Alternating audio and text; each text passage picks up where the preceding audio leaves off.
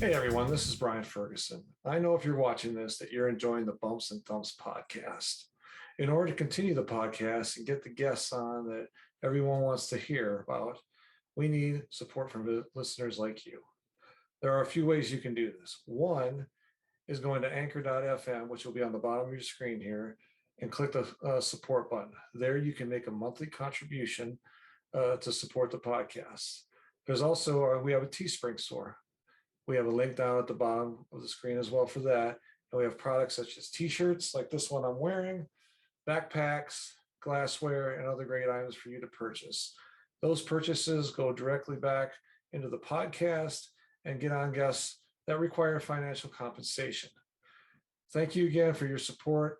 Go to those websites and support our podcast, and we will continue to bring the guests that you want to hear about, past and present. And thank you for your support and enjoy the podcast.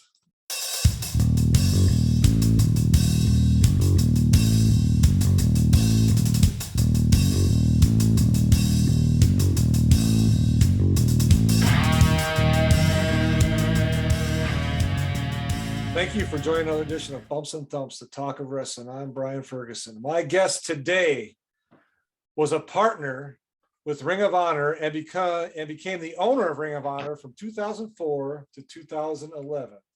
He is still active in pro wrestling and had a podcast called Last Stop Penn Station with Ian Riccaboni.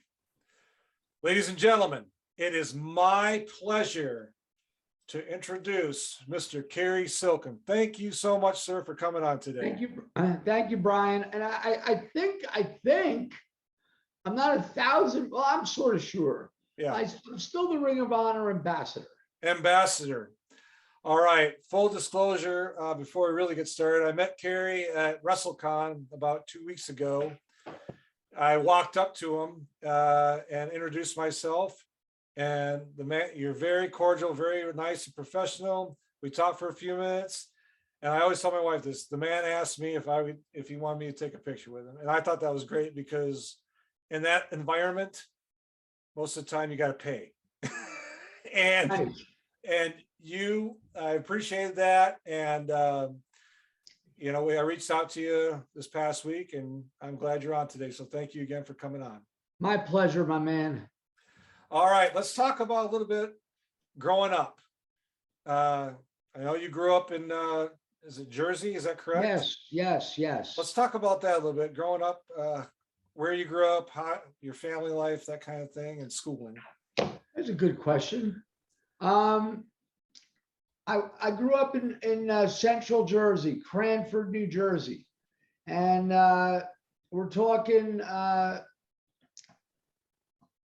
I started watching wrestling when I was 10 years old. And, my parents, I was the only kid. I have my cousin, Mike G, who's the one who's working on the Last Stop Penn Station book. Okay. And he's always been a big influence to me. He was like my older brother. Turned me on to everything, you name it, he turned me on to it, and including wrestling and rock and roll and other things. But so I grew up in Cranford. It was a good town. Talk about your typical lower middle, upperish middle class. It was this, and when I was going to high school, Brian, it was the 70s. Okay. And I mean, you know how it is when you're 16, 17, 18, you think you know everything. Yeah. Right? Yeah. And you don't know shit. And I look, excuse me, I look at these kids today, and I think they know a lot less. Why? Why do you think I'm saying that? Well, because they're not socially active anymore. They don't go outside and play and stuff. Yes. I mean, you and I, how old are you? I'm 51. Fine. You and I went out, played outside. Yep.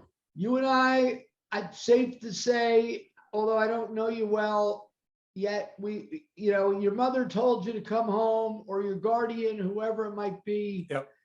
You came home, we I think I'm safe to say too, we were brought up similar.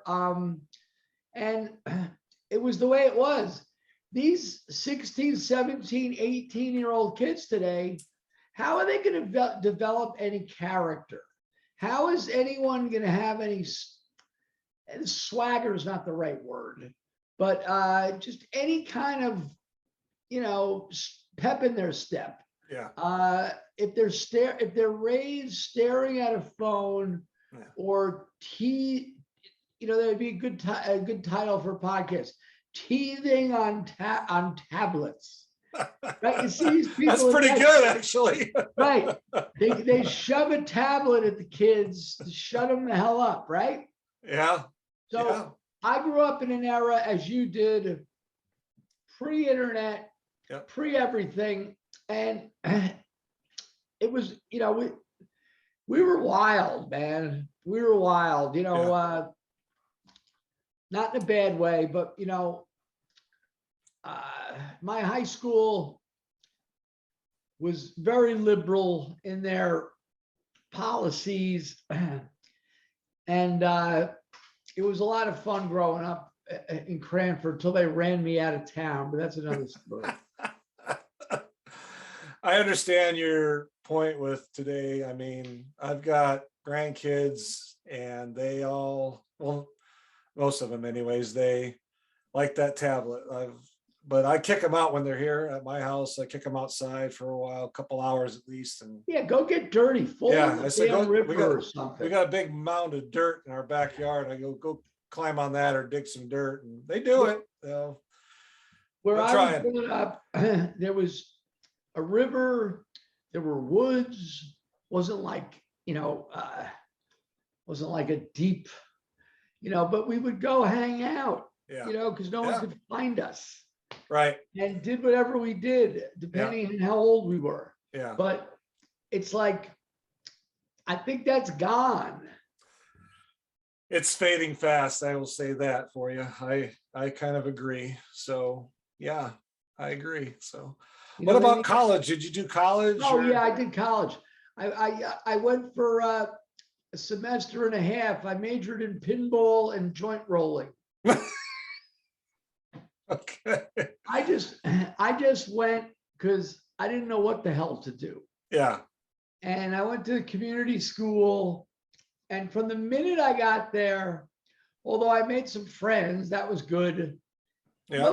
Most of the people I was attracted to, or vice versa, as friends, we were all in there for the same reason. We didn't know what else to do. Have a good time, right? Well, I really didn't want to do schoolwork. Yeah. So I had a brief college career, and which led me to a career, a 4 to 5 year career, working with small time club bands. Okay. Now all these stories, for all your thousands of listeners, can be heard on Last Stop Penn Station podcast. Yeah, and I will put that down at the link at the bottom of the description, because I listened to some of those actually, and you've got some amazing stories. Well, I got some amazing stories. I put for lack of a better way to put it, I go balls naked on that. I don't hide anything. No. Some of those episodes that I did, thank God for Ian Riccaboni. Some of those, and my friend AJ, who produced them, and my cousin Mike G, who's working on the memoir, which I'm delaying. But anyway, some of those episodes aren't pretty. Yeah. They're not pretty. I had a very, not a sordid. It was, I'm lucky that we're here talking, put it that way. Yeah. All those stories, all the details of my misadventures and drug abuse and addiction problems are all in there. And it was hard to get through some of them, because I'm like just telling it, whatever, not hiding anything. But it was sort of therapeutic to do it too. Yeah. and nobody came to me and said, "Oh, Cary, you're a such and such," or not yet. So I'm glad we did it. Last Stop Penn Station exists. We sort of stopped doing it Yeah. at about 75 episodes. I basically told my stories. Okay. And we had a few interviews, and there's so many podcasts, and I had some good guests: Bushwhacker Luke, Dave LaGreca, my cousin Mike, who's a character. Many, I'm leaving a bunch of names out, but at this time, I mean, with everything that's going on with Ring of Honor, everything that's going on with me, I just don't feel the need to do it at the moment. So we'll see what happens. So I'm happy to do yours. I appreciate it. I know you're busy. So when I reached out to you and you called me, I was pretty shocked, to be honest with you. So thank you for that, by the way. Okay, so, we'll move on. Just I want to talk to you about your podcast. So you laid a lot of things out in there, but you know what? There's a lot of life lessons that can be learned from there, from what you've accomplished and what you've done, because a lot of people, from what you stated in those podcasts, can't recover or don't have the mind set to recover, and you did. And so you should I commend you for that, because thank you. A lot of people that were in your situations wouldn't have been able to recover from that and do what you have done. Well, I got lucky. I'm telling you, my life, without any kind of bragging, or it's like I hit the damn Powerball, because the odds, if you knew me when I was 25, when I was 30, even when I was 35, if someone would have said to you, "Hey, that guy Cary, one day he's going to be pretty successful. And you know how he loves that stupid wrestling? Yeah. Well, he's going to be very successful in that industry." And so you would have said, or if I was, if we're talking about me, "What are you, nuts? That guy?"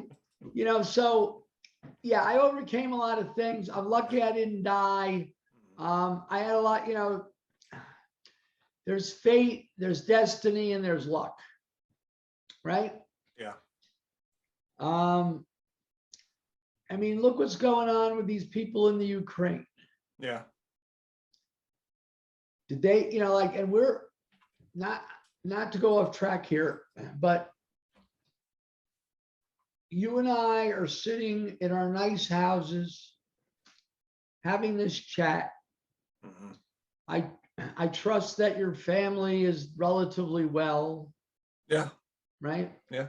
And these poor bastards are running for their lives with none of their. Imagine if someone come into your house and saying, "Listen, you got to get out."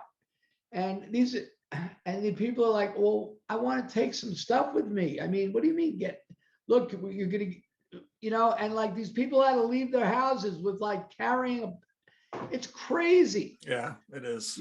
I try, if you do a generous act, you're not supposed to talk about, but I sought out trying to donate a couple dollars to these legitimate. I heard speaking of, sorry to go off track here, but Chris Jericho did a great podcast where he had on, his podcast is good. It's often not wrestling, and he had on Dee Snider from Twisted Sister. Yeah. And somehow the president of Ukraine was using that Twisted Sister anthem. "We're not going to take it." Yeah. "We're not going to take it." Yeah. So he connected with that, and he was talking about that.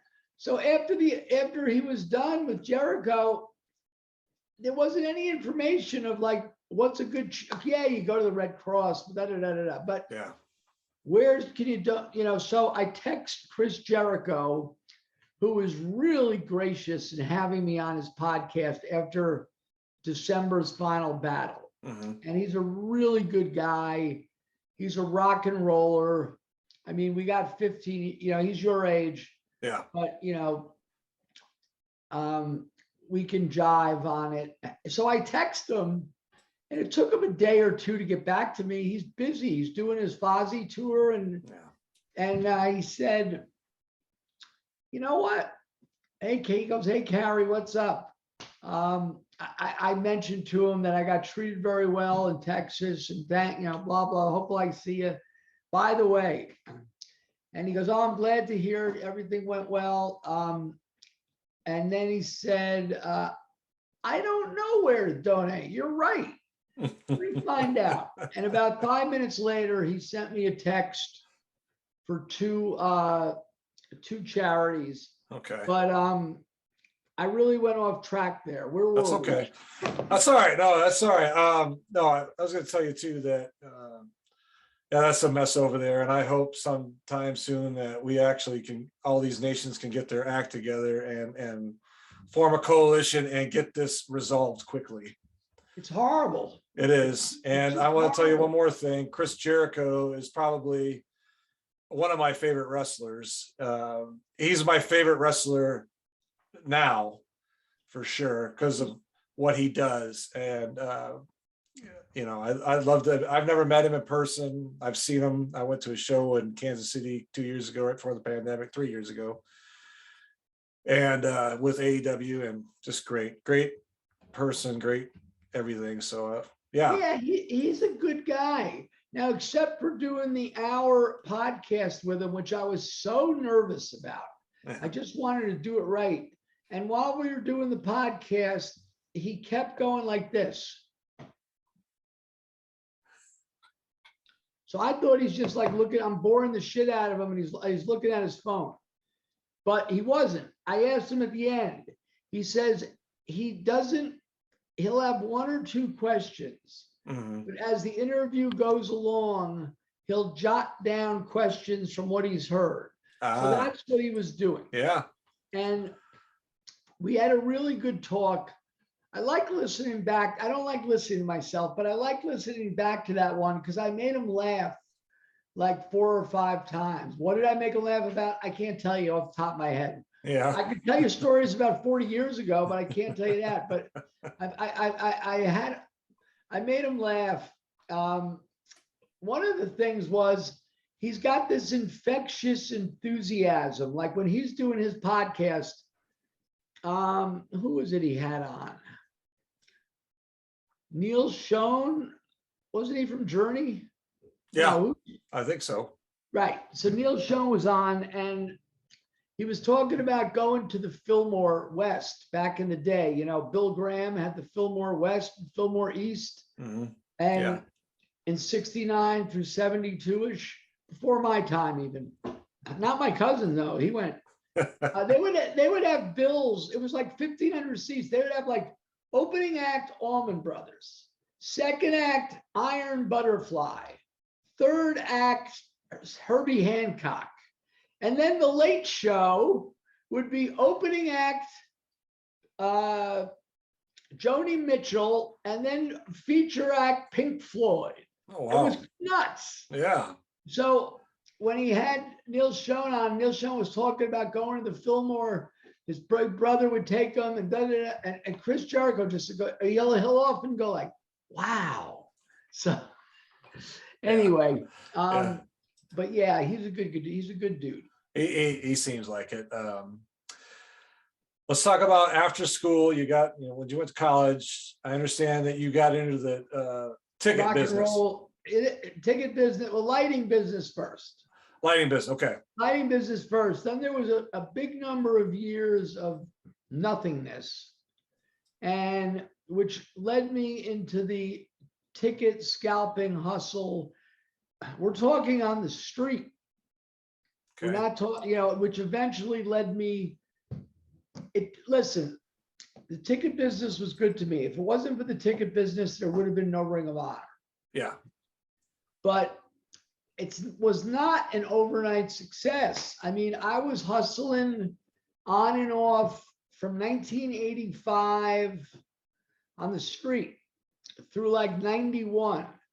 And then I cleaned up my act literally, and someone gave me a break and put me in their office, like on the phones, which led to another guy who gave me a break, which led to me eventually having my own ticket agency, Rave Review, and that funded Ring of Honor, literally, but the street stuff with the ticket scalping is it's a wealth of stories, a wealth of characters. Yeah.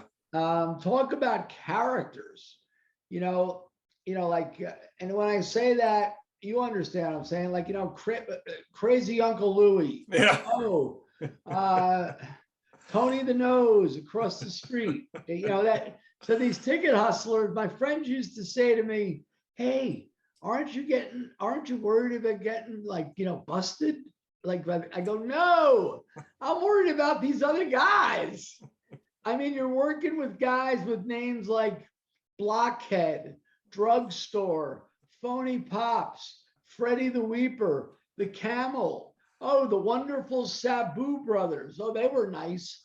So on and so forth. And this is at Madison Square Garden. All the New York venues, whether it was Yankee Stadium, Madison Square Garden, Radio City, the old Academy of Music, which became the Palladium, which was the 3,000 seat rock venue. And we'd go to the Meadowlands sometimes, once in a blue moon, out to Long Island. But that's how I started. And I remained on the streets till 91. Wow. And it wasn't a very good period. I mean, in the end, we got some great stories. Yeah. And they're funny stories, but it was extremely unhealthy. Yeah. I was heavily medicated, and for the third time, it's a miracle I'm alive, so, but it is what it is, my man. Yeah. No, when I listen to some of those, I'm so glad that everything turned out the way it did, because you could have went left instead of right, and you could still go left instead of right. Well, but you understand what I mean. I mean, absolutely. You overcame a lot of things that a lot of people can't, and well, it took me long enough to do it. Well, I mean, better. I was running hog wild from 76 until 91. And then I had a little 4-year break. And then I had a relapse, and I ran amok 96, 97. And this was dangerous because I had money at this time. I paid back everyone I owed money to. That was within reason. And we were making money in the ticket business. The guy that I worked with, I didn't have my own place yet. So when you like doing these party drugs, and you have money, so anyway, but here we are today in 2022, you and I. Here we are. It's very nice. Yes. I want to tell you that I have a son that's kind of in a pickle, kind of similar to what you were going through. He's my youngest, actually. And so now you give me some hope. At least I hope someday. How old is he? He's 24. Is he out of the house? Yes. Well, we'll hope for the best, right? Yeah, I really do. My wife and I just, it's been a challenge. It's got to be heartbreaking, right? It is. It's I can't even describe it to you. I'm sorry. Oh, that's okay. No, listen, I tortured my parents. I was the only kid when I was, and I was like young, and not messed up. My dad was a big, great guy, man. He took me to Madison Square Garden for my first wrestling. He hated wrestling, but you know, he put up with it. He goes, what do you mean? I like real sports. You know, he was a big Yankee fan, loved basketball. He was a good basketball player in his day. And anyway, he used to call me the champ. And then when I started screwing up, 19, 20, 20, he used to call me, once again, I was the only kid. He used to call me the bargain. Some bargain we got with you. But yeah, hopefully your kid will wake up. I hope so. I talk to him now more. I used to just get onto him. I don't want to change the subject, but It's okay. kind of change my attitude towards him and kind of be more directional and not confrontational. So hopefully it'll work out. All right, let's go to, you loved wrestling. How did you were able to get into the Ring of Honor? First, you were a partner, from what I understand. Yeah. And then, so how did that kind of evolve? Well, I was a big ECW fan. Mm-hmm. You know, that revived my interest in wrestling. Yeah. I used to tell people they're doing everything that they won't do in WWF or WCW, Right. which was true. Funny thing is, at the risk of angering Tommy Dreamer or Bully Ray, if they hear this, I don't think it really aged well. Yeah, I see where you're coming from with that. But at the time, and some of it's really good. So I loved going, and I got to meet Gabe and the other guys. And when ECW went out of business, I figured that they were going to start something up. I approached them before the first show. You know, if you want to start something up, I'd be interested in getting involved. But they didn't need me. So until about 8 or 9 months into it, you know, they needed money. And we're not going to talk about that. We'll talk about a little, that incident that made me the owner. The scandal, everyone knows about it. You could Google it. So I wound up, I didn't really want to own the company, but I either I had to own it, or the other guy had to go, whatever. Yeah. And I wound up owning the damn thing.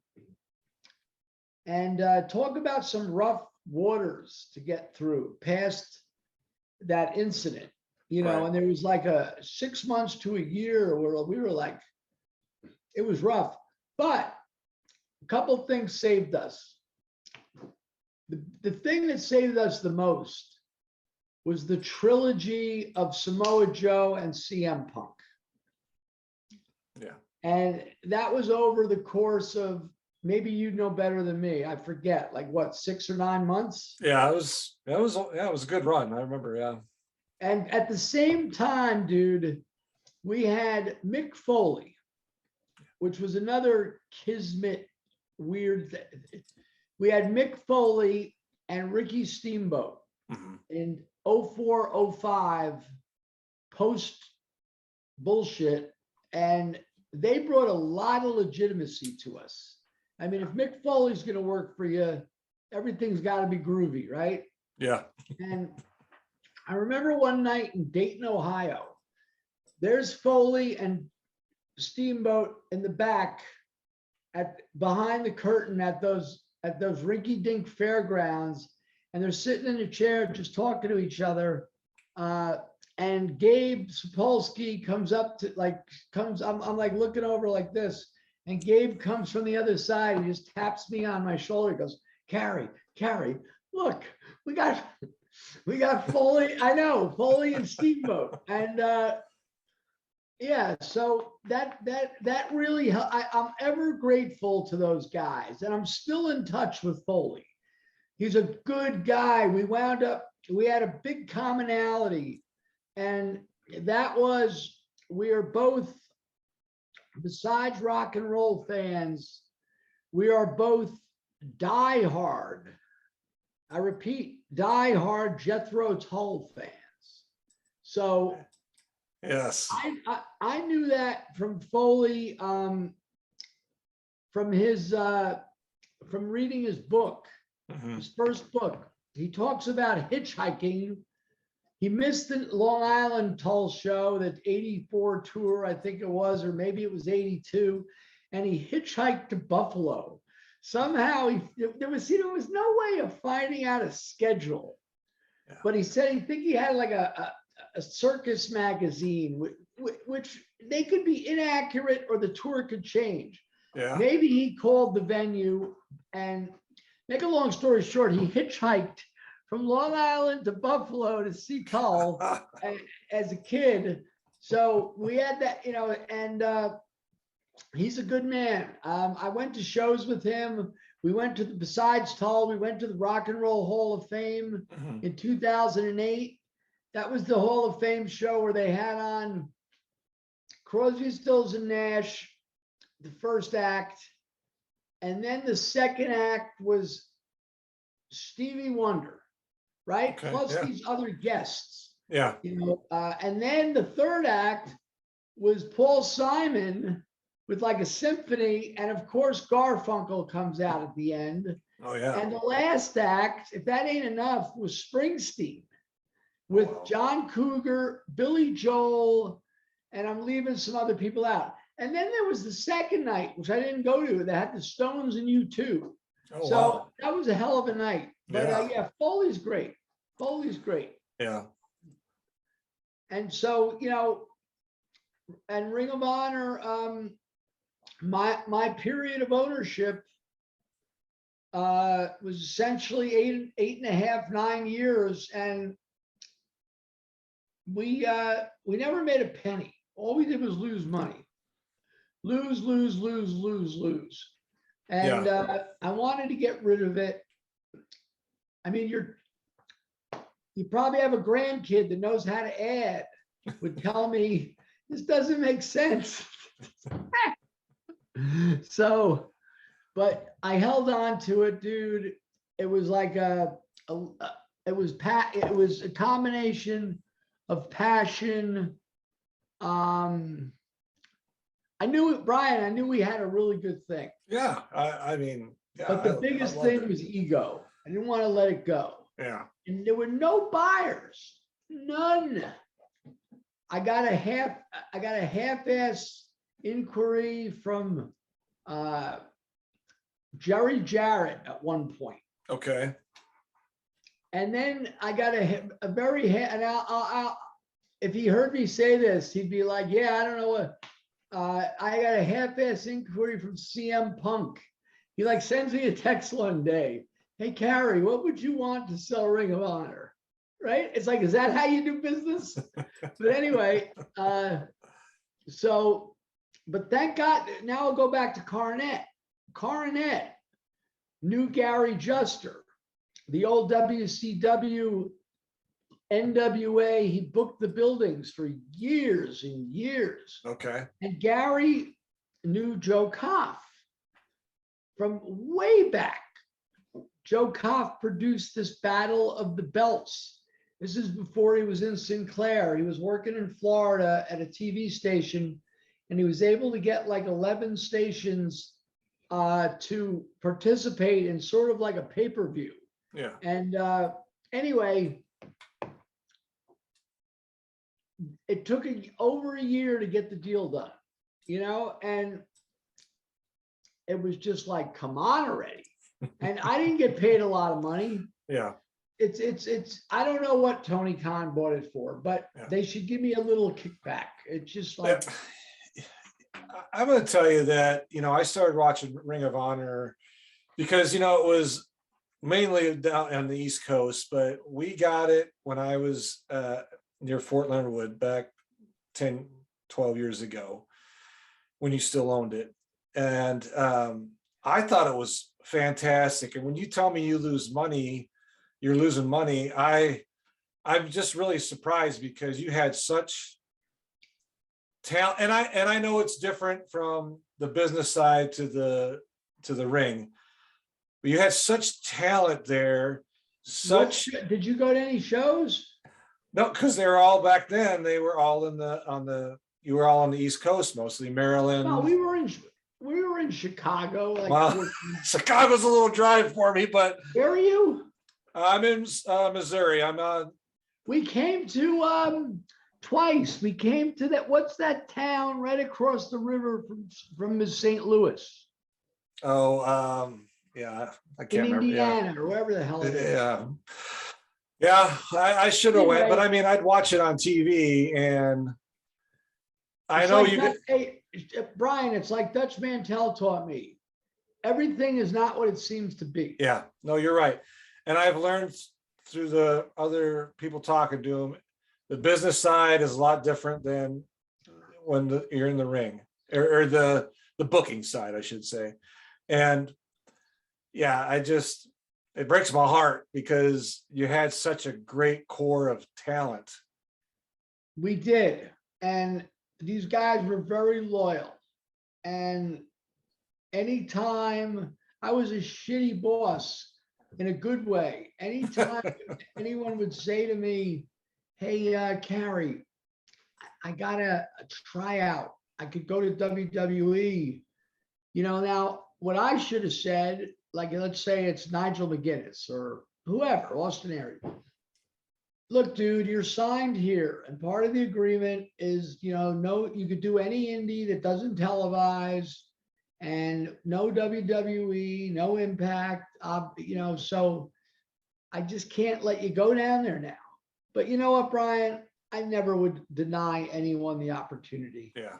I'd be like, they would have these weekend tryout thing. I like go. And yeah, so I mean, I treated the guys as best I could. I still feel guilty when I see a few months ago, I saw Tyler Black and Kevin Steen, alias Seth Rollins and Kevin Owens. And I love those guys, man. Tyler used to be my roommate. Okay. Why?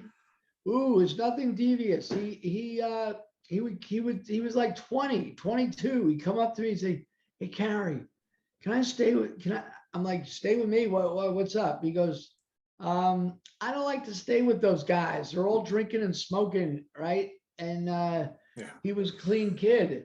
Yeah. So yeah, he was my roommate. The Young Bucks were my roommates. Imagine that, the three of us, because we just got along. And so what I was going to say was, with Tyler and Kevin, when I saw them a few months ago, and they're doing very, very well. Yeah. I said to them at the end, they were near my house at a house show, and I met them for lunch.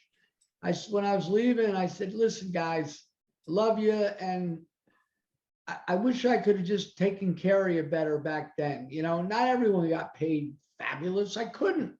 Yeah. And they're like, what are you talking about? But anyway, I guess in the end, it all worked out well. Yeah, I watched WrestleMania as well during the weekend in Dallas. I'd watch it in the evening.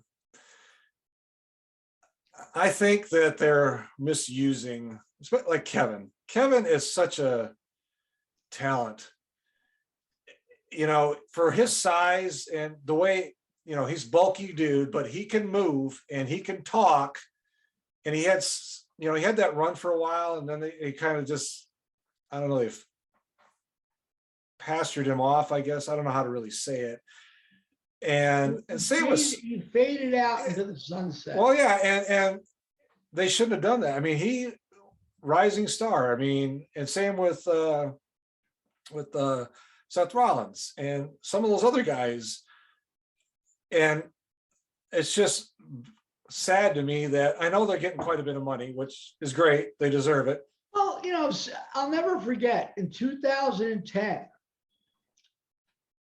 when Tyler was going for his second, he had a match against Aries for the belt in ROH in New York City, and the fans booed the match at the end. Was it a bad match? Not really, but it was they just didn't like that there was like a no decision. It was like a count out. I forget, because that would happen very rarely. So he was really nervous. We were back in New York. It was springtime. And he was not staying with me. He could have, but he was in Newark at the Holiday Inn budget, the Holiday Inn Express. extra budget, small time express. And, there'd be like 5, 6 guys to a room.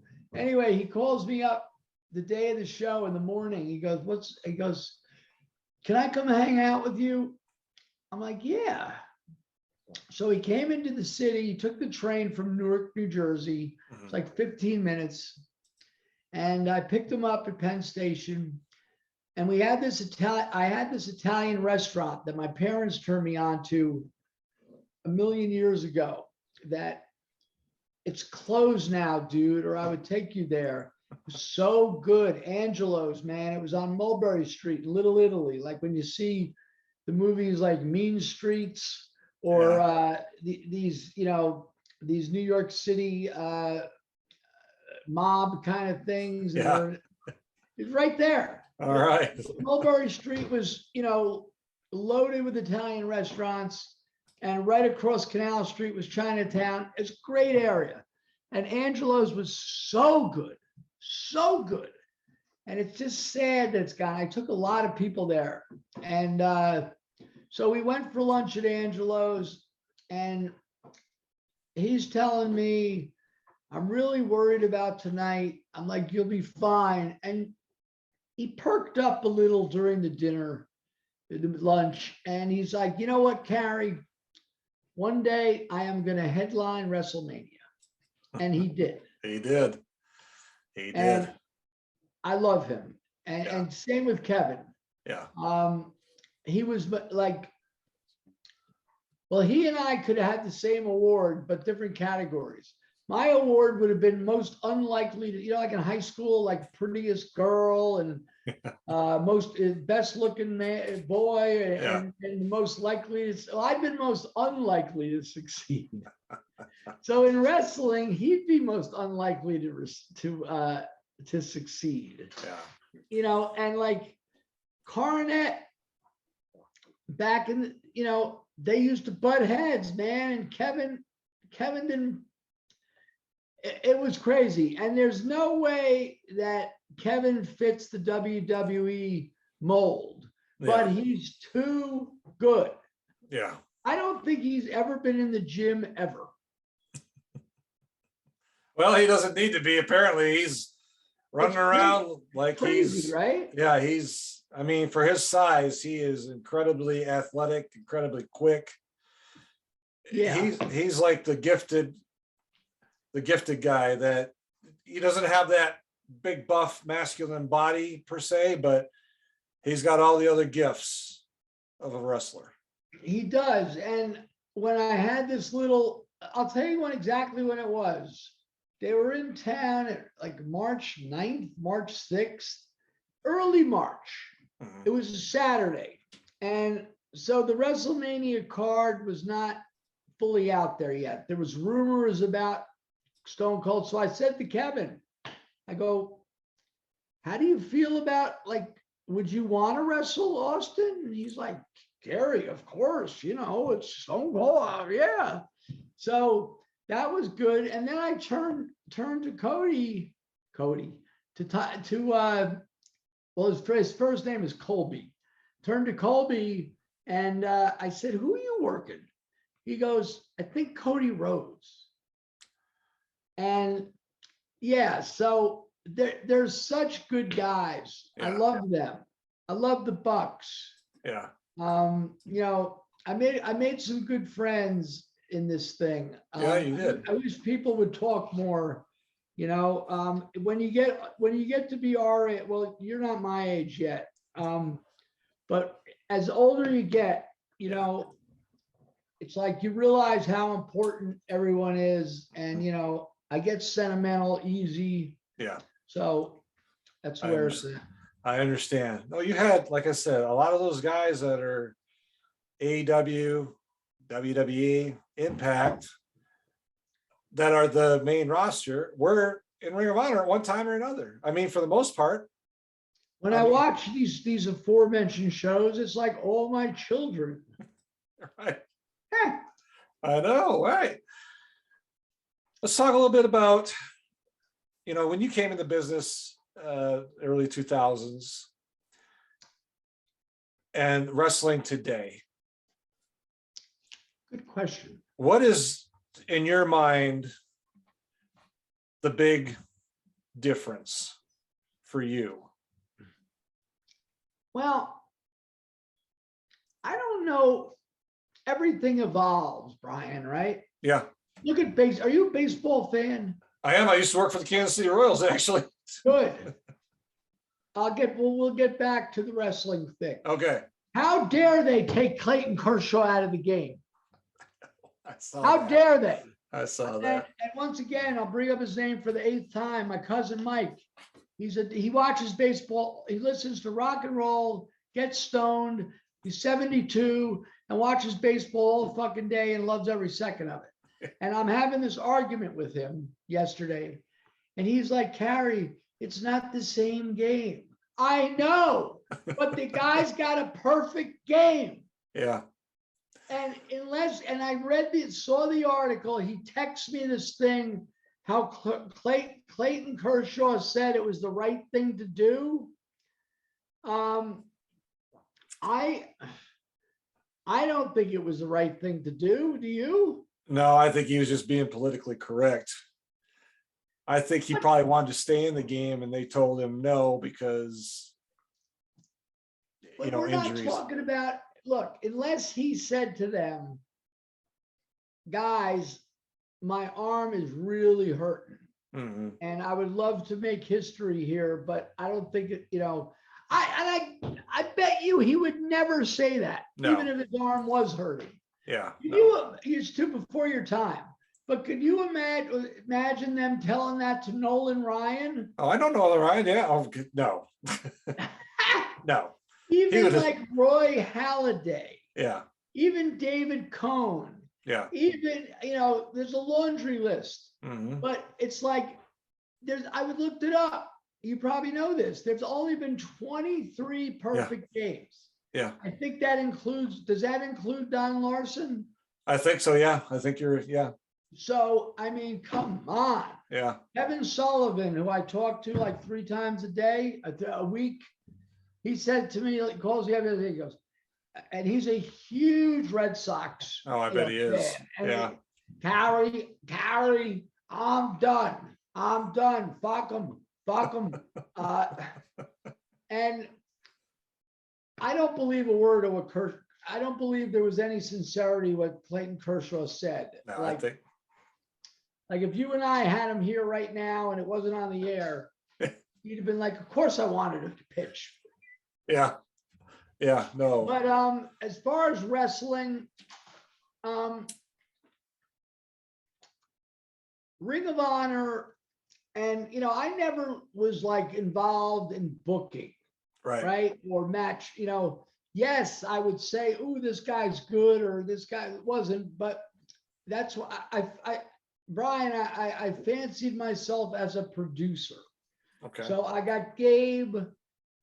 Oh, another thing about the Ring of Honor Renaissance and getting through all that horse shit was getting lighting and getting an entranceway and getting those boards, the aluminum, the Ring of Honor signs. Oh yeah, okay. People would bang. And it was like essentially rudimentary lighting, like 6 ring lights on all 4 corners. But it was like when the show starts, whether you're in a movie, whether you're going to see a concert, even in a lot of sporting events, the lights go out and they, and the crowd pops. So that was a big part of our success. The wrestling that Gabe liked to do was fine with me because he had a good mix of old school, little blood, a little this, the high flying and all that. And so to bring it to today, I don't think it's that much different, really. Do you? Well, I think it's more, I don't know, I want to say it looks more rehearsed. It looks more, Right. you know, it back when you had Ring of Honor, even up until maybe 2010, 2011.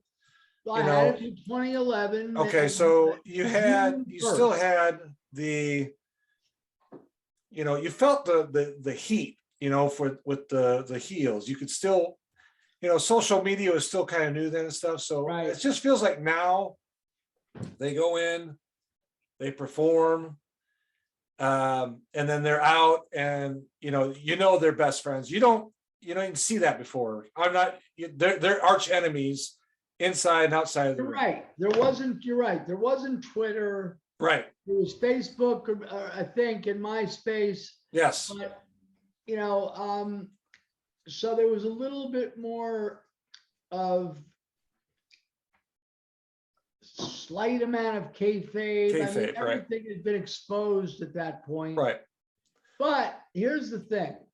If you get two guys that you will suspend disbelief for because you feel like, ooh, this is going to be like when I was in Texas and the FTR Briscoes match came on, my two best friends who are not wrestling fans like you and I are, my friend Dustin and my friend Palermo, they were at the Ring of Honor show, and I moved them from their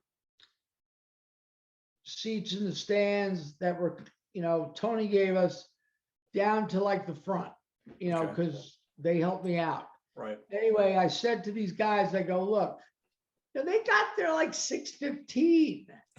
They don't need to stay there till 11 until, so I said, look, and both these guys know the Briscoes. Not just did they see them wrestle, they've met them multiple, like if the Briscoes saw them, they're like, yo, Dustin, Palermo, what up? So I said, listen, make sure you stay because you're going to see, this is going to be a fight. And Dustin told me like, that was like the best thing he had ever seen. Yeah. But, and I don't know, man.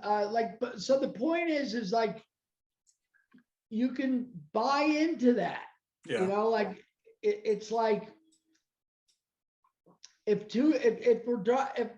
we're driving down the street and we see two guys on the side of the road and they're fighting, we're going to say to ourselves, or I might say to you, why are these guys fighting? So once you have it like, right? So it can still be done. And it was done that night. Yeah. I mean, I guess what I'm saying. Does anyone think Brock Lesnar and Roman Reigns really hate each other? No. Does anyone really believe FTR and the Briscoes really hate each other? Probably not, but it's easier to believe that they can have a little brawl. Right. All I'm saying is I think the creative control aspect, because back in our day, from what I've been told before from other people, the booker, all they said is, hey, this is your opponent. This is how, and okay, this is the finish. That's it. You figure out from the start of the match to, the point of where, okay, we're going to do the finish, whatever the finish is. That's it. They called all the shots. Now my understanding is it's like step one, you flip so-and-so. Step two, you do them a leg drop, whatever. Pretty much. Now, another one of my best friends who I always do talk to every day, I absolutely love this man, is Luke Williams. Okay. Hopefully, yeah. Bushwhacker Luke. Bushwhacker Luke. Yeah. Hopefully you had the opportunity to meet him in WrestleCon. Texas. Yep. the greatest guy. I mean, how did I get to know him in Dutch? Well, this is a whole nother podcast. We got to wrap this up. When I had my wrestling magazine in Puerto Rico, Okay. Lucha Libre de Puerto Rico, we did 4 issues. Okay. And but I got to know Luke. Yeah. And Luke, man, the stories that man the stories that man has is just wonderful. Yeah. The night after the Ring of Honor show, and I was finally relaxed.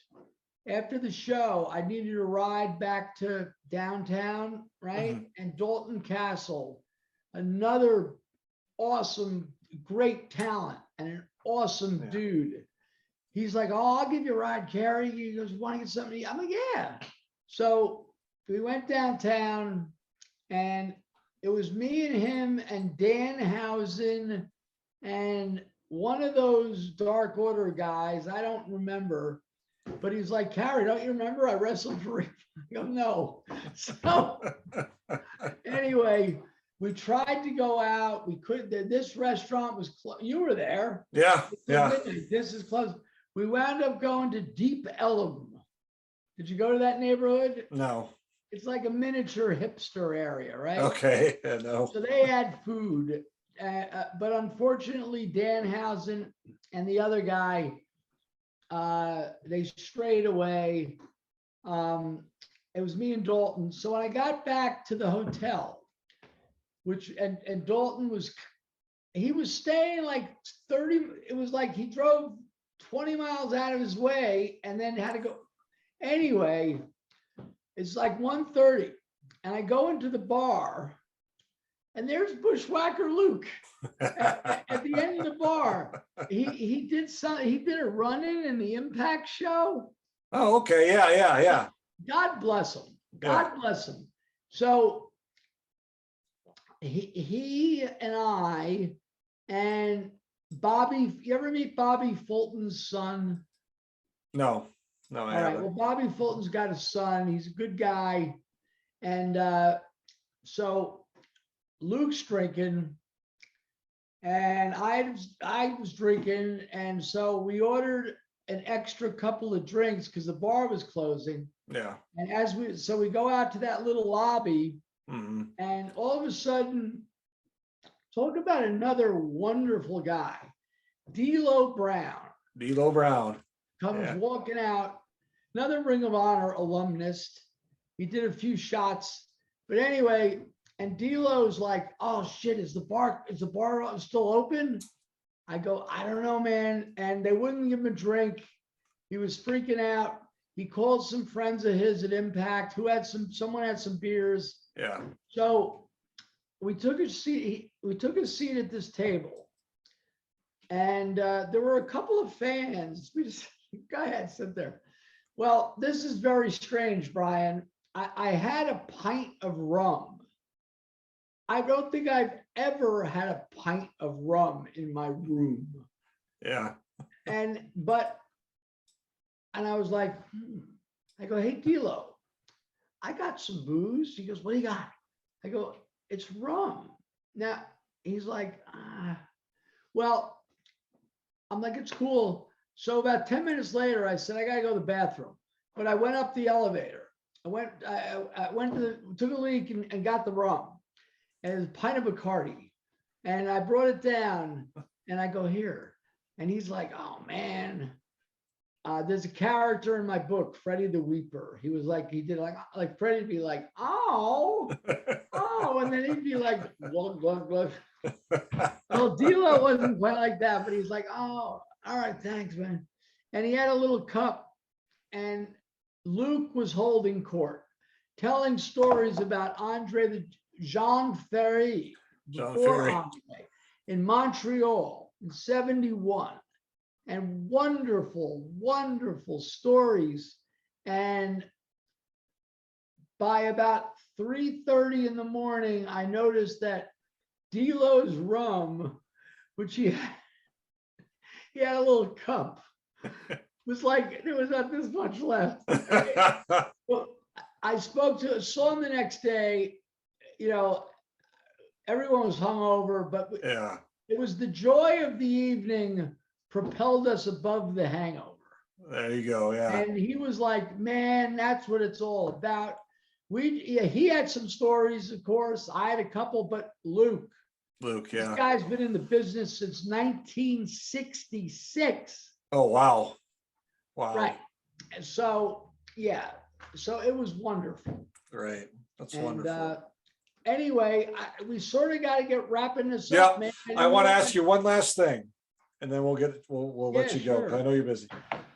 Your book, Last Stop Penn Last Station. Stop Penn Station. When are we going to see this book? It's all on me. We've mentioned Mike G a number of times. We have a rough edit, Okay. and the pandemic messed me up. My lethargy messed me up, and it's up to me to start the process of, say, hey, second chapter, we got to get this out, or second chapter, I don't like this, or da da da da da. So that's where we're at. Okay. So as they would tell you within the world of recovery, addiction, Brian, keep me accountable for it. In other words, it'd be really easy for you to never say anything again. But at the same time, I'm telling you, keep me accountable. So yeah, I want to get it done. There's good stories. And I think one of the reasons I don't want to do it is, like, even though it's on the podcast, everyone could listen to it, Right. I guess, forever. Yeah.